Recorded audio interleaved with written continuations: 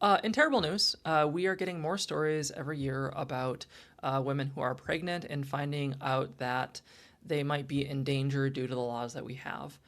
In a horrific case in Florida, there was a pregnant woman who was in labor who had to Zoom call with the judge because of a disagreement over a C section. This is a case where she was pregnant and giving birth and wanted to give birth, but she did not want a C section because she did not like the risk associated with it.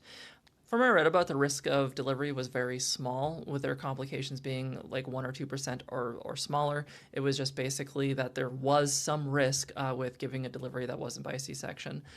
This is a case where she very clearly lost any body autonomy. And it wasn't a matter of like what we might consider abortion. It wasn't a matter of that. It was simply that she did not have agency over her own body or the risks of that body, that the doctors were prioritizing the safety of her baby over her life with things that were in the 1% range of risk factor, as well as being afraid of what a C-section might do to her because she's had one before in the case of the story, and the recovery time for that and the impact that would have on her baby and her families. So it was a thing where there was a complex decision that was happening, and she did not get to make that, and it was not made in her favor ultimately.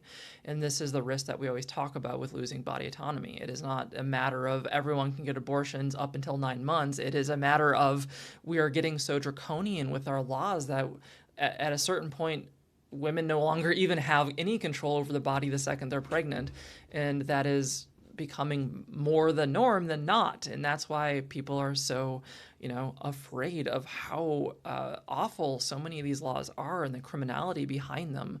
And I mean, there's obviously hours to say about this, but I try to summarize stories pretty quickly, and I just share this one to show that there are severe consequences to a lot of the anti abortion movements that we've seen.